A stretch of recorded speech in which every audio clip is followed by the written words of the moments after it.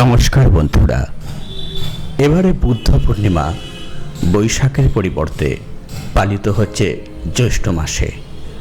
আগামী বৃহস্পতিবার 22শে মে জ্যৈষ্ঠ মাসে বৃহস্পতিবার বুদ্ধ পূর্ণিমা উদযাপিত হওয়ায় তা অত্যন্ত মাহাত্ম্যপূর্ণ হতে চলেছে।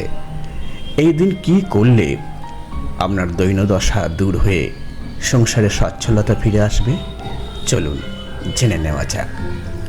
বুদ্ধ পূর্ণিমার দিন দেবী লক্ষ্মীর পূজা করুন বিশেষ প্রক্রিয়াগুলোকে অনুসরণ করে, তাহলে কোনো বাধা বিঘ্ন আপনাকে আর বিব্রত করতে পারবে না।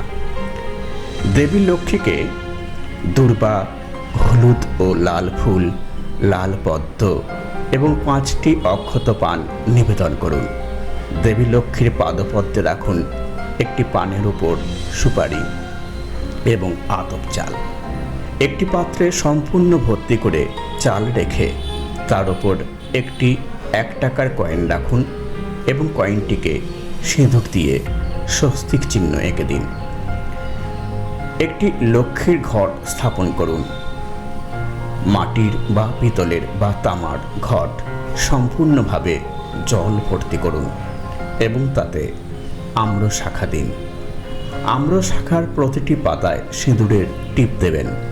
ঘটের সামনের দিকে স্বস্তিক চিহ্ন আঁকুন সিঁদুর দিয়ে। নিচে 5টি বা 7টি পুষ্ট ধান এবং গঙ্গা মৃত্তিকা দিন। এরপর ভক্তি ভরে প্রথমে গণেশজির আরাধনা করুন। মন্ত্র ওম গণেশায় নমঃ 3 বার।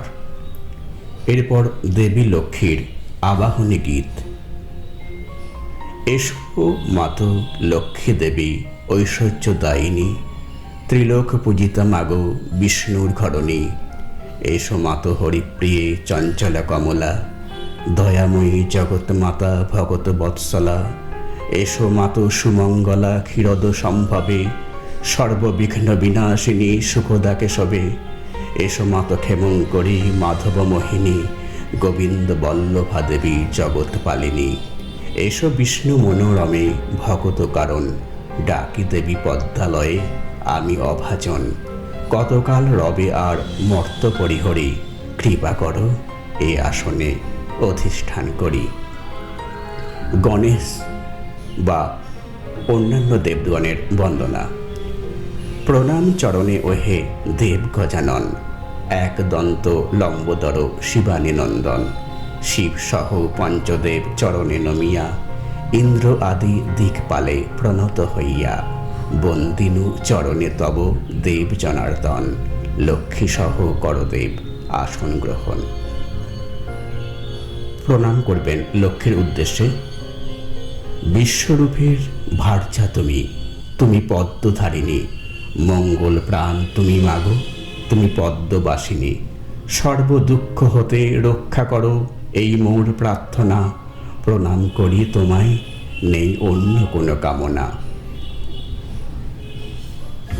আরাধনা করার জন্য পঞ্চপ্রদীপ দিয়ে আরতি করুন এবং সবশেষে চামর দিয়ে বাতাস করুন। এরপর দেবী লক্ষ্মীর পাঁচালি পাঠ করুন। সন্ধ্যাবেলায় সন্ধ্যা প্রদীপ দেওয়ার পর আবার লক্ষ্মীর পাঁচালি পাঠ করুন।